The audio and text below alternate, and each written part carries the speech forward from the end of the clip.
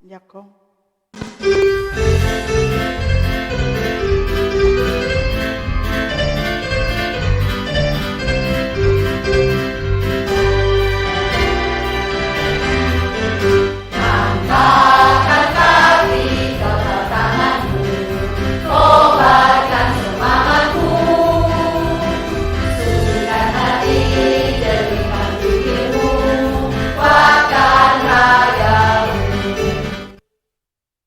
Assalamualaikum warahmatullahi wabarakatuh. Anak-anak siswa SMP Negeri 1 Adimulyo kelas 7, jumpa lagi dengan kami dalam materi seni budaya, ruang, waktu, tenaga dalam gerak tari. Di masa pandemi ini, mudah-mudahan semuanya dalam keadaan sehat dan tidak lupa selalu menggunakan masker, cuci tangan, dan berolahraga. Jadi anak-anak dalam berolahraganya salah satunya adalah menari. Mari anak-anak kita belajar tari, belajar bergerak, mari menari. Baiklah anak-anakku kelas 7, materi kali ini adalah ruang, waktu, dan tenaga pada gerak tari. KD 3.1, di mana kita akan pelajari memahami gerak tari berdasarkan ruang, waktu, dan tenaga. Tujuan pembelajaran diharapkan nanti kalian sebagai siswa dapat mengidentifikasi ruang, waktu, dan tenaga dengan baik. Nah, sebelum ke materi yang sesungguhnya, apa itu tari? Pengertian tari menurut para ahli itu kurang lebih ada 4 ahli. Yang pertama, menurut Sudarsono, tari adalah ekspresi jiwa manusia yang diungkapkan melalui gerak-gerak ritmis yang indah. Kemudian yang kedua, menurut Franz Boas, tari adalah gerak-gerak ritmis setiap bagian tubuh, lambaian tangan, gerak dari torso atau kepala, atau gerak-gerak dari tungkai atau kaki.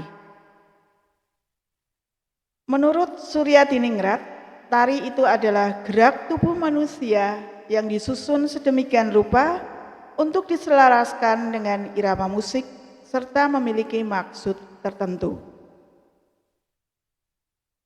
Menurut ahli dari Bagong Kussudiardja, tari adalah keindahan bentuk anggota badan manusia yang bergerak, berirama, dan berjiwa yang harmonis. Itulah pengertian tari menurut para ahli. Sekarang kita belajar unsur gerak tari. Unsur gerak tari itu ada 3. Yang pertama adalah ruang, yang kedua waktu, yang ketiga adalah tenaga. Unsur yang pertama mari kita pelajari. Ruang adalah jangkauan gerak yang dapat dilakukan oleh penari. Ruang terbentuk akibat gerak yang dilakukan. Nah, di sini ruang dibagi menjadi 2. 1, ruang pribadi, yaitu jika gerakan dilakukan tanpa berpindah tempat. Jadi kalau lagi duduk kemudian bergerak, tangannya ke atas, ke samping, itu berarti sedang melaksanakan gerak di ruang pribadi. Yang kedua adalah ruang umum, yaitu jika gerakan dilakukan dengan berpindah tempat. Jadi kalian dari satu tempat pindah bergeser ke tempat lain berarti sedang melaksanakan gerakan tari di ruang umum.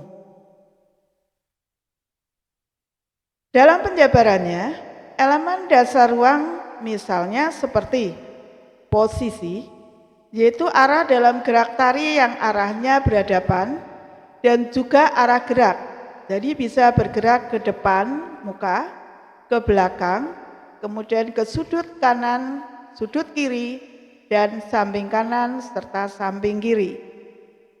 Yang kedua, level atau tingkatan gerak.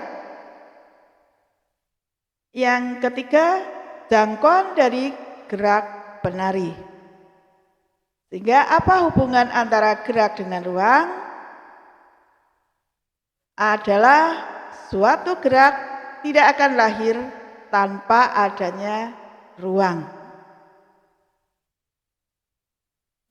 Di dalam ruang ada level tari. Nah, level tari itu juga dibagi menjadi 3. Yang pertama, level atas. Gerakan yang diperagakan penari dengan memberi penampilan mulai dari posisi kaki jinjit, kaki tetap menjinjit, dan sampai dengan gerak-gerakan tari yang lain seperti melompat. Itu level atas. Yang kedua, level sedang. Gerakan itu akan muncul saat posisi berdiri dan posisi kaki sedikit menekuk sampai dengan posisi kaki diluruskan kembali. Nah, yang ketiga itu level rendah. Level rendah akan tercipta saat penari menampilkan gerakan sambil duduk atau berguling. Itulah level tari. Lanjut, elemen yang kedua adalah waktu. Setiap gerak yang dilakukan pasti membutuhkan waktu, baik itu gerak estetis maupun gerak fungsional. Gerak estetis itu maksudnya adalah gerak yang hanya mempunyai keindahan, tidak ada maksud apapun. Sedangkan gerak fungsional itu adalah gerak yang mempunyai makna atau fungsi. Di dalam waktu juga ada tempo. Apa itu tempo? Tempo adalah cepat atau lambat gerak yang dilakukan. Mengapa harus ada tempo? Karena fungsi tempo pada gerak tari itu adalah untuk memberi kesan dinamis agar tarian lebih indah sehingga penonton tidak merasa bosan. Yang menari pun juga demikian. Kalau gerakannya lemah terus ataupun cepat terus, itu juga akan membosankan. Jadi hubungan antara gerak dan waktu itu adalah waktu atau tempo akan memberikan kesan dinamis pada gerakan tari sehingga gerakan lebih menarik untuk dinikmati. Tempo ini akan mampu menghidupkan suatu tarian karena biasanya tempo dalam sebuah tarian sering berubah-ubah sesuai dengan pengungkapan yang diinginkan oleh penciptanya. Ini yang tadi dikatakan biar tidak bosan. Unsur yang ketiga adalah tenaga. Karena kita bergerak tetap juga kita membutuhkan tenaga. Namun tenaganya berbeda dengan yang ada di gerak tari.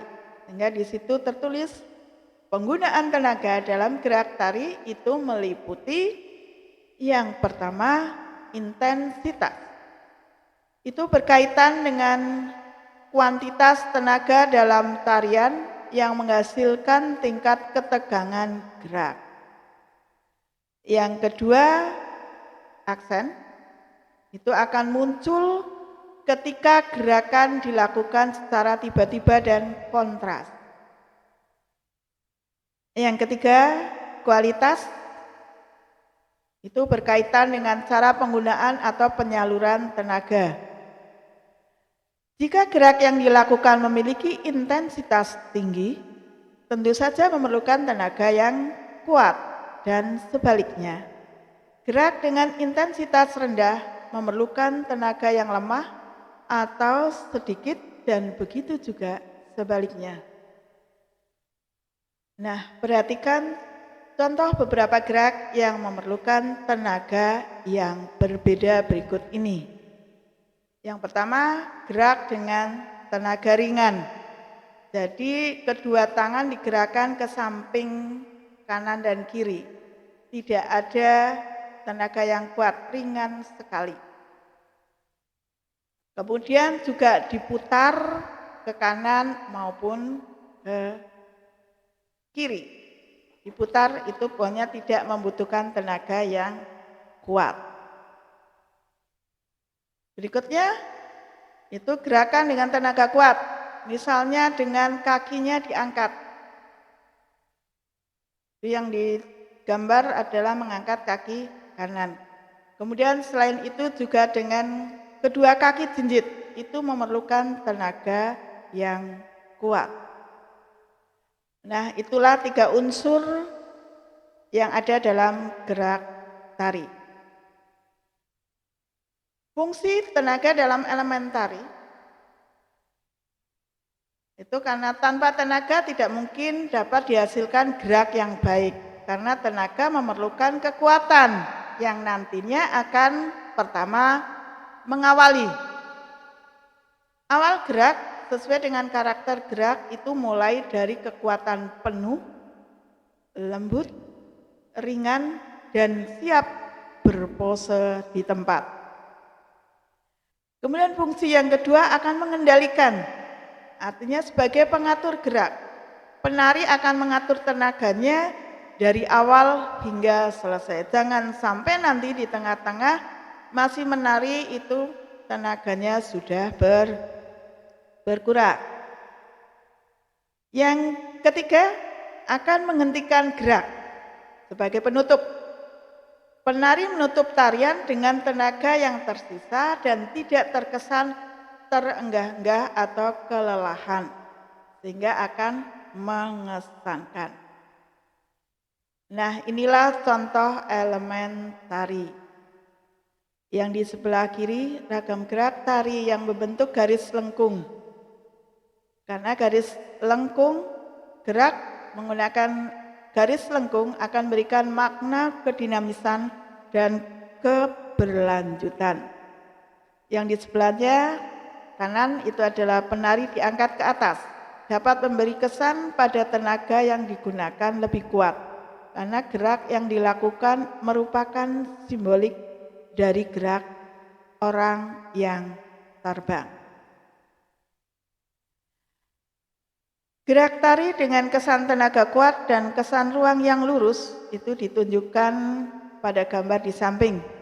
Itu adalah kelompok tari saman. Tenaga yang digunakan untuk menari saman itu sangat besar karena gerakan yang dilakukan sangat dinamis.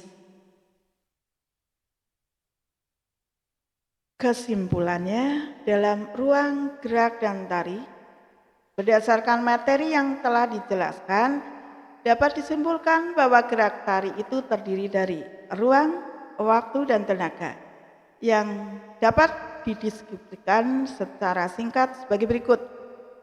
Ruang dalam gerak itu memerlukan efek yang ditimbulkan akibat gerak yang dilakukan. Waktu dalam gerak merupakan satuan irama dari gerak yang dilakukan. Tenaga dalam gerak merupakan satuan kekuatan yang dikeluarkan dalam melakukan gerak. Terima kasih. Salam budaya, sehat selalu, selalu pakai masker dan selalu jaga jarak. Baiklah anak-anakku, demikianlah materi ruang, waktu, dan tenaga pada gerak tari. Mudah-mudahan kalian bisa memahami, bisa mengerti, dan nantinya bisa menyelesaikan tugas dengan baik yang ada di Google Classroom. Kami mohon kalian tetap untuk melihat ataupun melihat tayangan YouTube PJJ. Jangan sampai tidak melihat karena kalau tidak nanti tidak akan bisa mengerjakan tugas. Semuanya adalah materinya sudah ada di dalam PJJ tersebut. Oke, terima kasih anak-anakku. Sampai ketemu lagi. Akhir kata, wassalamualaikum warahmatullahi wabarakatuh. Lelah, sebab baktiku